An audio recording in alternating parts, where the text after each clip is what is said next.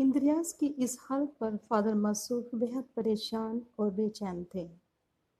وہ مایوسی کے عالم میں جلدی سے کیتھرین کے گھر کی طرف گئے تاکہ اس کو تابعداری، محبت اور ہمدردی کے وعدے کے ساتھ مجبور کر دیں کہ وہ اس وقت تک دعا کرتی رہے جب تک کہ خداوند اپنے الہی رحمت سے اس پاپی کی روح کو ابدی ہلاکت سے نہ بچائے۔ کیتھرین کے گھر پہنچ کر فادر ماسوف کو پتہ چلا کہ وہ وجد میں ہے اور کوئی نہیں جانتا کہ وہ کب تک اس حالت میں رہے گی۔ فادر صاحب اتنا انتظار نہ کر سکتے تھے، چنانچہ وہ اس کی ایک ساتھی سسٹر کو پیغام دے کر خود لوٹ آئے۔ ماسوفہ جب اپنی طویل وجدانی کیفیت سے شام 5 بجے باہر آئی تو اسے اندریاس کی حالت اور فادر مصوف کے پیغام سے متعلق بتایا گیا۔ کیتھرین تابعداری کے وعدے کے مد نظر فوراً دوبارہ بارگاہ الہی میں سجدہ ریز ہوئی اور نہایت گرم جوشی سے اس پاپی روح کی نجات کے لیے دعائیں اور منتیں کرنے لگی۔ اس نے محبت، ہمدردی اور رحم کی آگ میں جلتے ہوئے خداوند سے دعا کی کہ اے خداوند محبت کے دیوتا میرے دلہا، آپ یہ کس طرح کر سکتے ہیں کہ وہ شخص ابدی ہلاکت کی طرف چلا جائے جو میرا پڑوسی، میرا بھائی اور میرا ہم وطن ہے، کہ وہ بھی اسی خون سے خریدا گیا ہے جس سے میں خریدی گئی تھی۔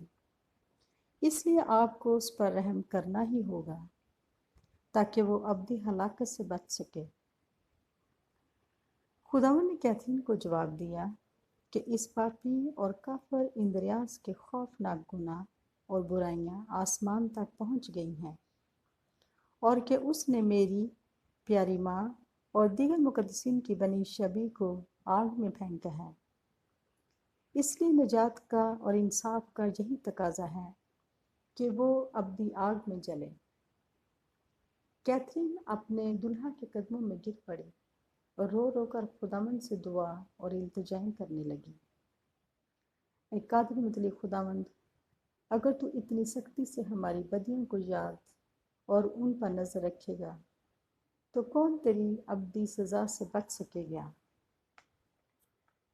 کیا تو اس لیے آسمان سے اترا اور مقدسہ مریم کے بطن میں مجسم ہوا اور پھر اتنی سخت اور کربناک اذیتیں سہیں جہاں تک کہ صلیب پر مرا؟ تو نے یہ سب ہمیں ہمارے گناہوں کی سزا سے بچانے کے لیے کیا، بلکہ ہمیں نجات دینے کے لیے کیا تھا، نہ کہ ہمیں سزا دینے کے لیے۔ تو نے اپنے مقدس کندھوں پر سب کے گناہوں کا بوجھ اٹھایا۔ آج میں تیرے پاس آئی ہوں تاکہ تو اپنے رحم کا ہاتھ بڑھائے۔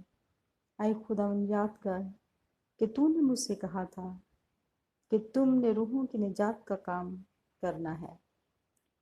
اس کے مطابق میرے پاس اور کسی قسم کی تسلی اور خوشی نہیں سوائے اس کے کہ میں انسانوں کو آپ کی طرف آتا دیکھوں۔ اس لیے میں صبر سے تجھ سے دوری کا غم سہتی ہوں۔ اس لیے اگر آپ مجھ پر فضل نہیں بخشیں گے تو مجھ بیچاری پر افسوس، میں پھر کیا کر سکتی ہوں؟ اے میرے مہربان اور رحم دل باپ، میری التجاؤں کو رد نہ کر۔